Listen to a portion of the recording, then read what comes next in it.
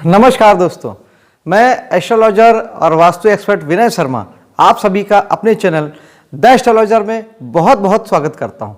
दोस्तों, हम अभी एक सीरीज पे लगातार बात कर रहे हैं कि हमें धन की प्राप्ति कहां से हो और कैसे हो। दोस्तों, इसमें दो बहुत विशेष बात शॉर्टकट में आपको फटाक से मैं आपको समझा देना चाहता हूं कि एक, सारे उपाय काम करते हैं। मैंने जितने उपाय बताए हैं वो और जितने उपाय भी मैं आगे बताऊंगा वो सभी काम करते हैं, लेकिन सभी उपाय मेरे लिए हों या आपके लिए हों ये ज़रूरी नहीं होता। तो बेहतर है कि आप एक उपाय को 2 से 3 बार आप करके देखें। आपके लिए होगा तो वो तुरंत काम कर जाएगा, नहीं होगा तो काम नहीं करेगा। लेकिन काम करने से पहले और उस उपाय को आजमाने से पहले आस्था, विश्वास बहुत बड़ी चीज़ है। एक आस्था और एक विश्वास ही है कि जो मंदिर में रखे हुए पत्थर को राम, कृष्ण या शंकर बना देती है, भगवान बना देती है और वहाँ से हमारी इच्छाएं पूरी होने लगती है। ये बात हमेशा याद रखिएगा। ताकत हमारे विश्वास में होता है। हमारा विश्वास शून्य से चीज़ों को पैदा कर सकता है। अगर आपको लगता है कि उपाय काम करते हैं, करेंगे तो बिल्कुल करते हैं और करेंगे, और आपको विश्वास नहीं है तो आजमाने के लिए किसी भी उपाय को मत कीजिएगा। उपाय काम नहीं करेंगे, क्योंकि जब 2 लोग किसी उपाय 10 आदमी किसी उपाय को काम करते हैं तो कोई 1 या 2 बंदा होता है जिसके लिए उपाय जादुई ढंग से काम करते हैं, क्योंकि वो जादुई ढंग से उन्हें मानता है, समझता है, आस्थावान होता है, या यूँ कह लीजिए कि वो लगभग अंधविश्वास करता है उस पर। और वो 8 लोग जो तार्किक होते हैं या जो आजमाने के लिए करते हैं उनके साथ चीज़ें नहीं होती, क्योंकि आजमाने में जब आस्था ही नहीं है, विश्वास ही नहीं है तो फिर होने का प्रश्न ही नहीं उठता। क्योंकि ये दुनिया, ये संसार केवल आस्था, विश्वास पर टिका है। जो हम यकीन करते हैं, सारा का सारा आकर्षण का सिद्धांत भी इसी बात को कहता है कि जो हमें लगता है वो सही होता है। अगर आपको लगता है कि ये सही है तो ये सही है, और आपको लगता है तो ये सही है तो ये सही है। आपको जो लगता है वही सही होता है। आपको लगता है किसी काम को आप कर सकते हैं तो आप कर सकते हैं, और आपको लगता है कि किसी काम को आप नहीं कर सकते तो आप नहीं कर सकते। यही आकर्षण का सिद्धांत है, यही आस्था और विश्वास का आधारभूत नियम है, और इसी तरीके से उपाय भी काम करते हैं। दोस्तों, ये था बेसिक बातें कि एक विश्वास के साथ कीजिएगा और दूसरे उपायों को करके देखिएगा। हो सकता है 2 से 3 बार करने के बाद भी अगर किसी उपाय का रिजल्ट नहीं आता तो आप दूसरे उपाय पे स्विच कर जाइएगा। क्यों? क्योंकि कौन सा उपाय हमारे साथ रिएक्शन कर रहा है, किस उपाय के साथ हमारा समीकरण बैठ रहा है। एक हम कहते हैं ना कि इसके साथ मेरी ट्यूनिंग है, एक ट्यूनिंग बैठने की बात है। एक क्लास में 50 विद्यार्थी होते हैं, लेकिन पूरे साल में हमारा 2 या 3 विद्यार्थी होते हैं जिनके साथ उठना बैठना और बातचीत होती है, जिसे हम दोस्त कहते हैं। कुछ 8-10 लोगों को हम अच्छे से बातचीत करते हैं, जानते हैं, और बाकी लोगों को तो शायद हम पूरे साल पढ़ने के बाद भी क्लास में कौन विद्यार्थी हम जान नहीं पाते। यही है हमारी केमिस्ट्री का मिलना। केमिस्ट्री जिस दिन जिस उपाय से आपकी मिल जाएगी, आपके सारे उपाय काम करने लगेंगे, आपके सारी फुलफिलमेंट होने लगेगी, सारी इच्छाओं की पूर्ति होने लगेगी। खैर, फिलहाल हम जो बात करेंगे वो ज्योतिषी विषय को लेकर हम बात कर रहे हैं, एस्ट्रोलॉजिकली बात कर रहे हैं। इसके लिए आपको बहुत थोड़ी सी समझ की आवश्यकता है कि आपको एक पता हो कि ये मेरी कुंडली है, कुंडली में ये लग्न है, और लग्न में एक दूसरा भाव होता है। भाव में दूसरा भाव है, वहाँ राशियाँ कोई भी लिखी हो सकती है। 1 से लेकर 12 तक राशियाँ होती है, और हमारी कुंडली में राशियों को नंबर्स के फॉर्म में लिखा जाता है। जैसे अगर लग्न हमारा मेष है तो वहाँ 1 लिखा होगा, 2 लिखा होगा तो वृषभ लग्न है, 3 लिखा है तो मिथुन लग्न है, कर्क लिखा है तो 4 लिखा है तो कर्क लग्न है, 5 लिखा है तो सिंह लग्न। इस प्रकार से, ठीक इसी प्रकार से जो राशि आपके लग्न में लिखी है उससे ठीक दूसरे भाव में उससे अगला क्रम होगा, वहाँ पे भी कोई नंबर्स लिखा होगा। हम आज बात दूसरे भाव की कर रहे हैं, यानी धन भाव की कर रहे हैं। धन भाव की कर रहे हैं और वहाँ पड़ने वाली राशियों की कर रहे हैं।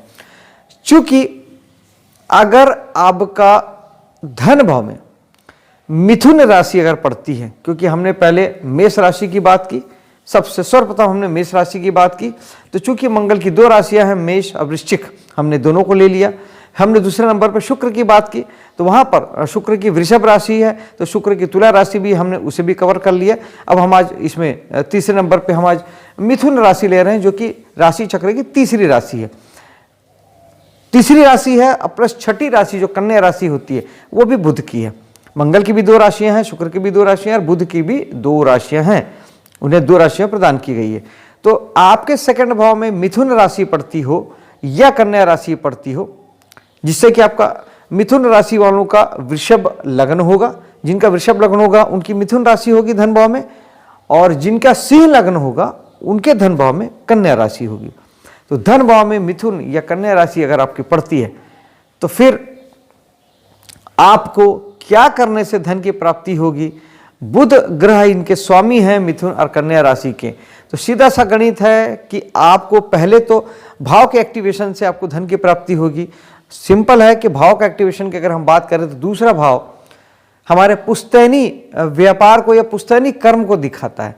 कोई भी अगर आप पुश्तैनी कर्म करते हैं तो आपको सेकंड भाव से धन की प्राप्ति होगी ही होगी। इसके अलावा दूसरा भाव होता है हमारे वाणी का। वाणी से संबंधित आप कोई भी काम करते हैं, आप एस्ट्रोलॉजर हैं, आप किसी प्रकार का प्रवचन देते हैं, आप लोगों को ज्ञान देते हैं, किसी प्रकार की कंसल्टेंसी देते हैं, हर जगह वाणी का उपयोग होता है। इसके अलावा न्यूज़ एंकर हैं, टीवी सीरियल में काम करते हैं, एक्टर हैं, गाना गाते हैं, डायलॉग बोलते हैं, इस जहाँ भी आपकी वाणी का उपयोग हो रहा है वो सब जगहों पे आकाशवाणी से आप जुड़े हुए हैं, तो हर जगह आपके लिए दूसरा भाव एक्टिवेशन में है। ये काम करेंगे तो ऑटोमेटिक आपको धन की प्राप्ति होगी ही होगी। ये कॉमनली सभी के साथ होगी, चाहे कोई भी राशि हो, कोई भी लग्न हो, दूसरे भाव के काम आप करेंगे तो पैसा दूसरे भाव से आता है। इसीलिए आप देखेंगे कि एक नेता, एक फिल्म स्टार, किसी भी लग्न राशि का हो, कोई भी हो, पैसा आता है क्योंकि वो दूसरे भाव को रिप्रेजेंट कर रहा है। बोलना दूसरा भाव है। इसी प्रकार से आप अगर अपने पुश्तैनी काम को करते हैं तो सेकंड भाव पुश्तैनी काम को दिखाता है, वहां से आपको धन की प्राप्ति होगी। जो बैंकिंग सेक्टर से जुड़े हैं, फाइनेंस सेक्टर से जुड़े हैं, उन्हें धन की प्राप्ति होगी क्योंकि दूसरा भाव फाइनेंस का भी है, धन का भी होता है, धन से संबंधित कामों का होता है। बैंकिंग इसी में आता है। सरकारी नौकरी जो लोग बैंकों में करते हैं, प्राइवेट या सरकारी बैंकों में, वो यहाँ से आता है। इसके अलावा दूसरा भाव होता है जेम्स और ज्वेलरी का, यानी जो लोग ज्वेलरी के बिजनेस में होते हैं, पत्थरों के बिजनेस में होते हैं कि हीरा मोती, मूंगा, मानिक, पुखराज, ये सब पत्थरों के काम में होता है, उन्हें भी दूसरा भाव धन प्रचुरता में देता है। और आप आप अगर अपने आसपास देखेंगे तो आप देखेंगे जो भी ज्वेलरी का काम करता है या जो भी पत्थरों का काम करता है वो पैसे वाला है ही। आप देख लीजिए अपने चारों तरफ, आपको पैसे वाला ही मिलेगा, वो गरीब होगा ही नहीं, गरीब मिलेगा नहीं आपको। इवन जहाँ पे गुजरात में या सूरत में जहाँ भी ये हीरे का व्यापार होता है या पत्थरों का काम होता है, आज वहाँ पैसा पूरी दुनिया में सबसे ज़्यादा एक तरफा वहाँ पे पैसा आ रहा है। बड़े बड़े कॉम्प्लेक्स मॉल बन रहे हैं, बड़े बड़े बिल्डिंगें बन रही है और दुनिया भर का पैसा वहाँ पे आता है। कहने का मतलब ये है कि दूसरा भाव का एक्टिवेशन करेंगे, सिंपली आपको पैसा आएगा। अब हम बात करते हैं बुध ग्रह की, जिसकी मिथुन या कन्या राशि आपके धन भाव में है, तो आपको क्या करने से पैसा आएगा। छोटी छोटी बातें हैं दोस्तों, समझेंगे, अपने जीवन में उतारेंगे तो निश्चित ही आपको फायदा दिखाई देगा। आप करके देखिएगा, आप करेंगे, आपको रिजल्ट दिखेगा। हमें बुध को एक्टिवेट करना है। बुध हमारे धन का स्वामी, यानी हर हाल में हमें बुध को एक्टिवेशन में लाना ही होगा। बुध के लिए सबसे पहले तो बुध युवा ग्रह है, तो कहीं ना कहीं वो हमें ऊर्जावान और एनर्जेटिक बना के ही रखता है। वो आपको स्पोर्ट्स से जोड़ता है, उत्साह से जोड़ता है, उमंग से जोड़ता है। तो अपने जीवन में उत्साह और उमंग शामिल रखिए। आप जो भी काम करते हैं उसमें कहीं ना कहीं कुछ ऐड ऑन इस तरीके से कीजिए कि वो यंग चैप से जुड़े। यंग लोगों को रिप्रेजेंट करता है बुध, तो आप कुछ ऐसा करें जो युवाओं को प्रभावित करे। एक बात। दूसरी बात, बुध ग्रह जो है वो छोटे बच्चों, कन्याओं को, विशेष तौर पे कन्याओं को रिप्रेजेंट करता है। जो छोटी कन्या होती है, जिनका कन्या पूजन होता है नवरात्रियों में, जिन्हें कन्या खिलाया जाता है, उनको आप किसी भी प्रकार से उनकी मदद करें, हेल्प करें, उनकी सहायता करें, उनको दान दक्षिणा करें, उन्हें खाने को दें, उन्हें कुछ भी हेल्प करें, उन्हें कपड़ा दें, गिफ्ट दें, कुछ भी करें।